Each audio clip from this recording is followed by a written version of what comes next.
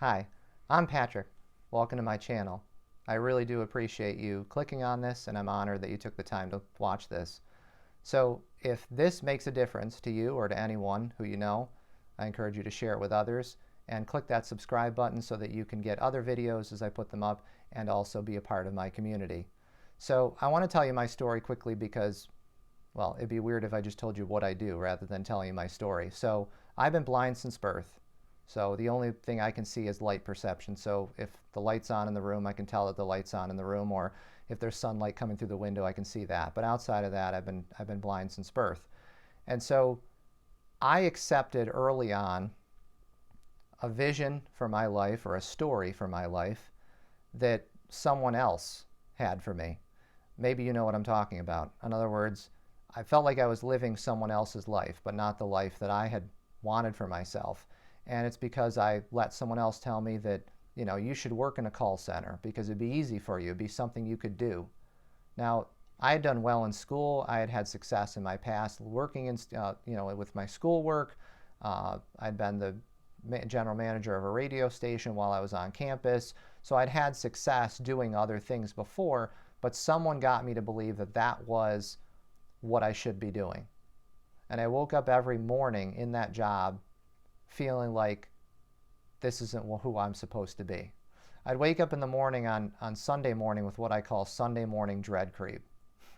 And I smile and laugh now, but it was not funny at the time. Some of you may have experienced this. You don't just wake up on Monday morning dreading what you're going to do all day. You wake up on Sunday morning and ruin the second half of your weekend feeling like, oh my God, I can't believe I have to do this tomorrow. You wake up with that tight feeling in your chest, or you feel like you're having trouble breathing almost, and just this dread that tomorrow morning I got to get up and do something that I don't want to do. You can't even enjoy the second half of your weekend. So people say they live for the weekend. I lived for Saturdays, Friday nights and Saturdays.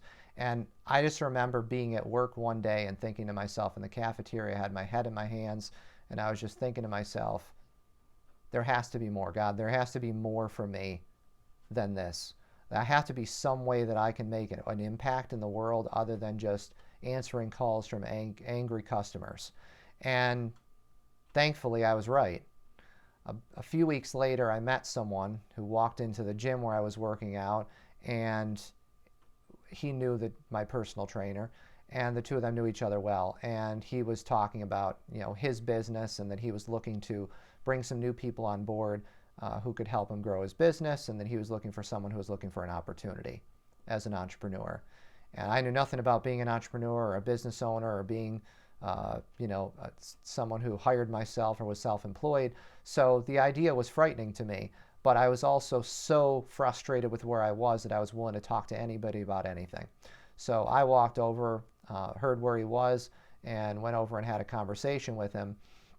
My personal trainer introduced us, and his name was Greg, and the rest is history. I ended up sitting down with him, and I said, look, I have no idea if this is something I want to do or not, but here's my phone number, my email address, give me a call. I gave it to him, he wrote it down, and he did call me. I wasn't sure that he would, because part of me was thinking, you know what?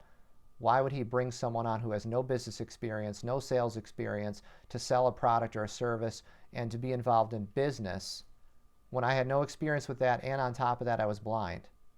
Right? But he didn't think those things, thankfully. And here's a tip to anybody in business looking to bring on new talent, or looking to find someone to be a sales professional, or looking to grow their network marketing team. You don't know who's going to be your next successful person, the right person for you. Don't prejudge, because if he had, my life would be totally different. Perhaps I would have found something that was a right fit for me in another way, but my life would have been totally different had he not decided to make that phone call and set the appointment to meet with me. And so would his, in terms of his future team, would have been totally different had I not been a part of it. Now, I didn't know if I'd be successful. I didn't have really a whole ton of confidence in my ability to be in business or to do something outside of the ordinary at that point. I didn't know my true potential.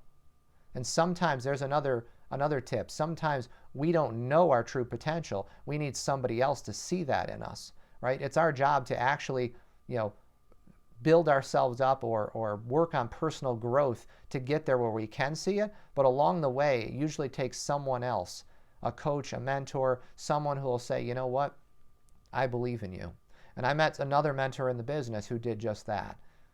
Early on, as I started my business, I met with him, and the rest was history, because I just said, you know what, this is going to give me more flexibility. It's an opportunity that I feel like could be good for me, even if I don't know whether I'll succeed at it or not. But at least you're not going to time my bathroom breaks, you're not going to time my lunches, and you're not going to monitor all my phone calls, and I don't have to work 8 to 5 every day, no matter what. That sounded like a great opportunity for me, even if I didn't know if I could make any money. So not necessarily a great start, but I was willing to do whatever it took. But through that business, as I said, I met another mentor who was a leader in the organization, in the business, who that I had become a part of and that I was a representative of. And he not only taught me so much about the insurance products that I ended up selling as part of that company, as part of the, as my own business owner, but he also taught me about myself. He worked on personal growth with me, right? He had me listen to, audios, and had me listen to, at that time I could call it CDs, because CDs were a thing back then. But he had me listen to audios. He had me listen to messages that were positive. He taught me how to believe in myself, and he's the first person outside of my family and my inner circle who told me, I believe in you, I believe you're destined for great things, and I believe you can accomplish anything. It doesn't matter what your challenges are, I believe you can accomplish it if you just believe it and you work hard. My parents had taught me how to work hard. They hadn't taught me about business or about success and in something outside of getting a job and doing well in school, but they had taught me the value of hard work. Many of you probably know exactly what I'm talking about, that you probably have learned how to work hard, but sometimes feel like your hard work isn't paying off the way that it could. And so I needed the right business model, or the right vehicle financially for me to be able to do that. And thankfully I found it. And I found a mentor and a coach who helped me take my business to the next level. It took time, because I had a lot of things I had to learn. Being a blind individual in business for myself, and learning how to prospect, which I didn't know, how to sell, how to present, all those things I didn't know. But I also dealt with a lot of other challenges, such as how do I get to and from appointments without being able to drive? Because this will probably come as a shock to you, but I'm not a great driver. So I had to learn, driving wasn't going to happen. I had to learn, how am I going to get to appointments? But I just wasn't going to let obstacles stand in my way, because I always had if I don't do this, if this doesn't work out, I can go back and get a job. Or I can go back to working full time for someone else doing something I don't like. And that was less appealing than the idea of giving up and doing something easier. So I learned, because of my lack of comfort in the job that I had, that I was willing to do what I had to do to get to the next level and to be successful, so that I could continue to work for myself, but not by myself, because I didn't want to go back to what I had lived through before. So I was willing to take the bus to my appointments after I set the appointments on the phone. Right? If I got a referral, I'd call them up, I'd set the appointment, I'd take the bus. Sometimes it was multiple bus stops in many cases to get there. I'd have to leave an hour and a half, sometimes 2 hours before the appointment to get there, but I was willing to do it. I live in Western New York, in a suburb of Buffalo, New York. That's where I was born and raised, and so that's where I was conducting business, most of it face-to-face. Back then, virtual business, doing things virtually online was not something that was common. So I would actually go out and meet with people at their homes, their places of business, at a coffee shop, and I would take the bus or take a cab to get there. I often charged on a credit card cab rides, because I didn't have the money to be able to pay for it. I would take the bus and, like I said, travel 4 hours, 3 hours sometimes round trip to get to and from an appointment.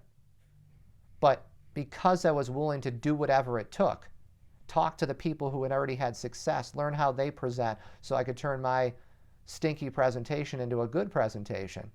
And it was pretty stinky early on. I was not a good presenter. I did not know how to sell, how to present. So I had to learn all those things. But the fact that I was more than willing, the fact that I was willing to do whatever it took to be successful, and that meant doing more than everybody else, I was willing to do it. And that's something that I hope that you, if you take nothing else from what I'm saying, I hope that one thing will have an impact on you, right? That if you want something badly enough, doesn't matter if you're blind, you're deaf, you're in a wheelchair, it doesn't matter if if you're not the best presenter, it doesn't matter if you've never been in sales or business before, it doesn't matter if you don't have a lot of money right now, you can do anything you set your mind to, as long as you're willing to get knocked down by the obstacles and then pick yourself up and work around them. It helps having a coach, a mentor, somebody who knows how to help you guide you around those obstacles. But if you are willing to do what it takes, you'll be successful. So thankfully, my story has a positive middle. Thankfully, I'm not to the end yet. Still living out that part. But at least it has a positive middle. I told you at the beginning, but traipsing through those snowbanks in the winter, going from bus route to bus route, getting off the bus, going to my appointments, taking cabs, eventually got me to the point where I started having success, and other people started noticing and saying, hey, what are you doing? Tell me what you're doing. Well, I don't know if you want to do what I'm doing. I'm taking the bus. But in terms of how I'm presenting and how I'm making phone calls and how much prospecting I'm doing, I can teach you that part.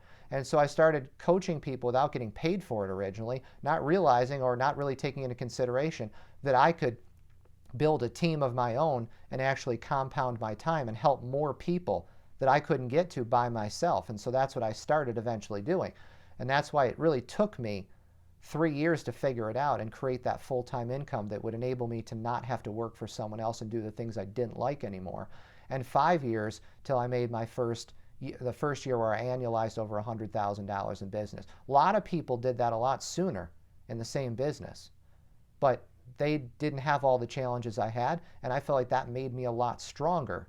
And it also enabled me to coach other people and grow other people in a way and pour into other people in a way that other people couldn't. And I saw that as an advantage, that I was stronger because of what I had to go through. Yeah, it took me a little longer to be very successful, or what I perceived as, hey, this is where I want to be. And I didn't even think that $100,000 a year was possible when I started, because my brain hadn't even gotten to that point where I could internalize that as a possibility. I'd come from, middle class.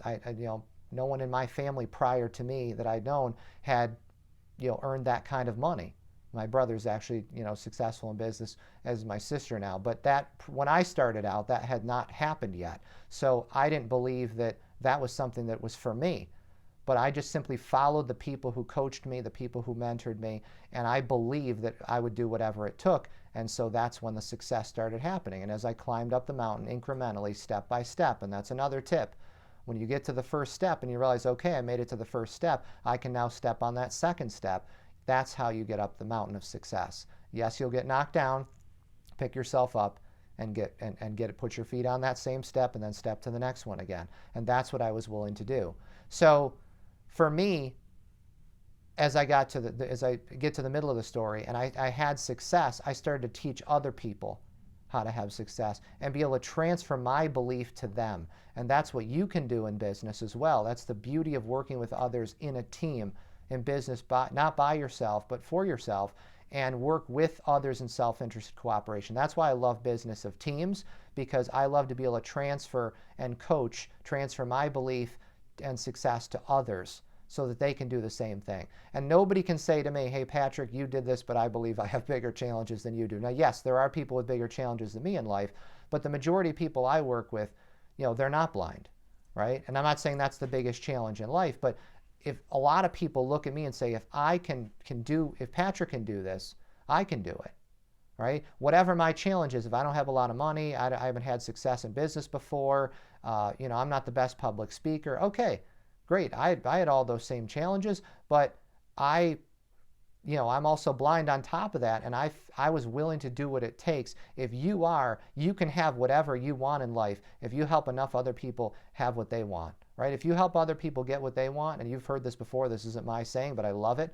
You help enough other people have the success they want in life, you'll have all the success that you want, and you can have anything you want. And that's what I learned, and that's why I loved coaching.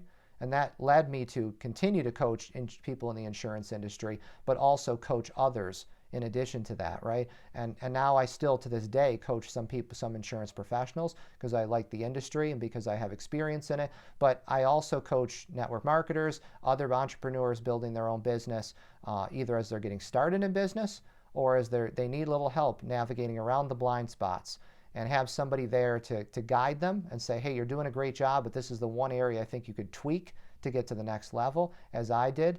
And also someone to just say, hey, I believe in you. You have greatness in you, and your future is great if you believe it and if you don't quit and you stick with this. And I'll tell you one more time again today why we do this versus why you would do something else that you don't like. And then they usually say, okay, I'll position myself tomorrow, pick up my feet, and I'll navigate around the blind spots that you just talked to me about, that you just guided me around. So that's what I love doing most. If any of what I said resonated with you or had an impact on you, that's the thing that I'm most grateful for, that I love the most. I'd love to hear from you. Patrick@patrickngasser.com is my email. If you know somebody who really would like some help in business, as working with a coach, would like to have some help navigating around those blind spots, or someone who is looking for someone to be a speaker to help impact someone in their organization. If I talk to 20 people, maybe it's only 2 or 3 or 1 person in that group. Or 100 people, maybe it's only 5 people. But I always say, if I can make an impact on 1 person today, then getting out of bed was a great investment. I'm Patrick Ngasser, your Blind Spot Business Navigator.